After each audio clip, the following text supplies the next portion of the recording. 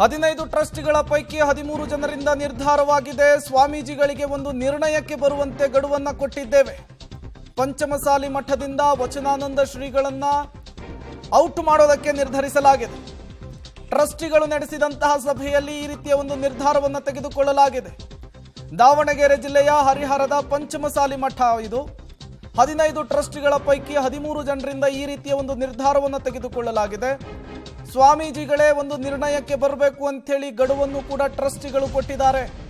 ಹಾಗಾಗಿ ವಚನಾನಂದ ಶ್ರೀಗಳು ಈಗ ಏನು ಮಾಡ್ತಾರೆ ಅನ್ನೋದು ಕುತೂಹಲಕ್ಕೆ ಕಾರಣವಾಗ್ತಾ ಇರುವಂತಹ ಪ್ರಶ್ನೆ. ಮಠದಲ್ಲಿ ಅವ್ಯವಹಾರವಾಗಿದೆ, ಮಠಕ್ಕೆ ಬಂದಂತಹ ಆದಾಯದಲ್ಲಿ ಗೋಲ್ಮಾಲಾಗಿದೆ, ಲೆಕ್ಕ ಕೊಡಬೇಕು ಅಂಥೇಳಿ ಅಭಿಯಾನವನ್ನು ಮಾಡ್ತಾ ಇದ್ರು. ಇವತ್ತು ದೊಡ್ಡ ಮಟ್ಟದ ಹೋರಾಟಕ್ಕೂ ಕೂಡ ಇದು ಕಾರಣವಾಗಿತ್ತು. ಅಲ್ಲಿ ಗುರುಪೀಠದ ಶ್ರೀಗಳಾದಂತಹ ವಚನಾನಂದ ಸ್ವಾಮೀಜಿಗಳನ್ನು ಕೂಡ ಟ್ರಸ್ಟಿಂದ ತೆಗೆದು ಹಾಕುವಂತಹ ಕೆಲಸ ಕೂಡ ಟ್ರಸ್ಟಿ ಅವರು ಕೂಡ ಮಾಡಿರುವಂಥದ್ದು. ಇದ್ರಿಗೆ ಮಾತಾಡೋದಕ್ಕೋಸ್ಕರ ಹಿರಿಯ ಟ್ರಸ್ಟಿ ಆದಂತಹ ಬಾವಿ ಬೆಟ್ಟಪ್ಪರು ನಮ್ಮ ಜೊತೆ ಸಲ್ಲಿಸ್ತಾರೆ. ಏನೆಲ್ಲ ನಿರ್ಣಯ ತಗೊಂಡ್ರಿ ಇವತ್ತು? ಈಗಾಗಲೇ ಸವಿಸ್ತಾರವಾಗಿ ನಾನು ಎಲ್ಲದನ್ನ ಹೇಳಿದ್ದೇನೆ. ಪುನಃ ಅದನ್ನು ರಿಪೀಟ್ ಮಾಡುವಂಥ ಅವಶ್ಯಕತೆ ಇಲ್ಲ. ಅಂದರೆ ಏನು ಒಪ್ಪಂದ ಮಾಡಿಕೊಂಡು ಸ್ವಾಮೀಜಿಗಳನ್ನ ಕರೆ ತಂದಿದ್ರ, ಏನು ಕತೆ ಅನ್ನೋದು ಸರ್? ಕರೆ ತರುವಾಗನೇ ನೀವು ಕೆಲವೇ ದಿನಗಳಲ್ಲಿ ಆ ಶ್ವಾಸಪೀಠವನ್ನು ತ್ಯಾಗ ಮಾಡಿ ಇಲ್ಲಿ ಬರಬೇಕು, ಪೂರ್ಣ ಟೈಮು ಇಲ್ಲಿರಬೇಕು ಅನ್ನುವಂಥ ಒಪ್ಪಂದ ಮಾಡ್ಕೊಂಡು ಅವ್ರನ್ನ ಕರ್ಕೊಂಬಂದಿದ್ವಿ.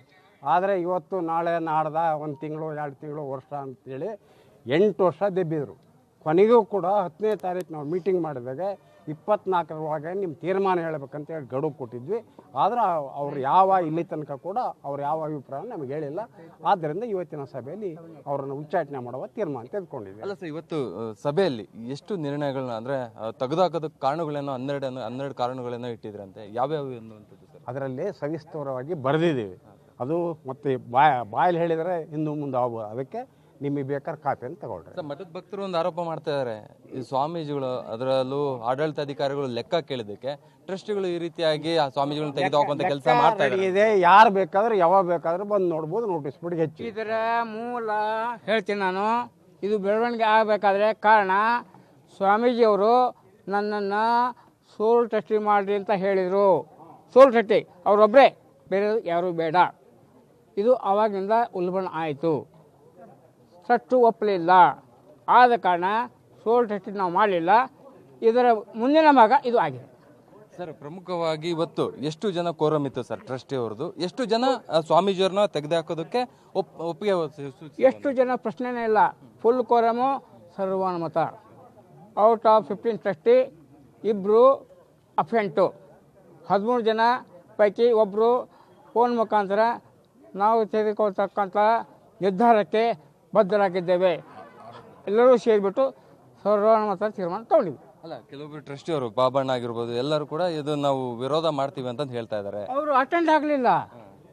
ಟ್ರಸ್ಟಿ ಅಂತಂದರೆ ಸಿಸ್ಟಮು ಕೋರಮ್ ಎಸ್ಟಾಬ್ಲಿಷ್ ಮಾಡ್ಬೇಕಾದ್ರೆ ಅವ್ರು ಬಂದು ಸಹಿ ಮಾಡಬೇಕು, ಮಾಡಲಿಲ್ಲ. ಆದರೆ ಒಂದು ಕಡೆ ಶ್ವಾಸ ಪೀಠದಲ್ಲಿದ್ದರೆ, ಇನ್ನೊಂದು ಕಡೆ ಪಂಚಮಸಾಲಿ, 2 ಪೀಠದಲ್ಲಿ ಇದ್ದಂತಹ ಸ್ವಾಮೀಜಿಗಳನ್ನ ಒಂದು ಪೀಠದಲ್ಲಿ ಇರಿ ಅಂತಂದು ನೀವು ಮೊದಲೇ ಎರಡೂ ಹಡಿಗೆ ಮೇಲೆ ಕಾಲಿಟ್ಟೆ ದಡ ಮುಟ್ಟಕ್ಕೆ ಆಗೋದಿಲ್ಲ. ಇದು ದೊಡ್ಡ ಸಮಾಜ. ರಾಜ್ಯ ಬೇರೆ ರಾಜ್ಯದಲ್ಲಿ ಸಮಾಜ ಇದೆ, ಓಡಾಡಬೇಕಾಗತ್ತೆ. ಪೂರ್ಣ ಇರಬೇಕು ಅಂತಕೊಂಡು ಒಪ್ಪಿದ್ರು. ಆದರೆ ಆಗಲಿಲ್ಲ. ಅದಕ್ಕಿಂತ ಮುಖ್ಯವಾಗಿ 24/2018 ಪ್ರಮಾಣ ವಚನ ನಾನೇ ಕೊಟ್ಟಿದ್ದೆ ಅವರಿಗೆ. ನಾನೇ ಕೊಟ್ಟಿದ್ದು. ಅಲ್ಲಿ ಸ್ಪಷ್ಟವಾಗಿ ಹೇಳಿದ್ದೀವಿ, ಏನು ಪಂಚಮಸಾಲಿ ಸಮಾಜದ ಉನ್ನತಿಗಾಗಿ, ಸೇವೆಗಾಗಿ ನಾನು ಸರ್ವತ ಟ್ರಸ್ಟಿನ ಬಯಲಾ ಪ್ರಕಾರ ನಡೀತೇನೆ ತಗೊಂಡು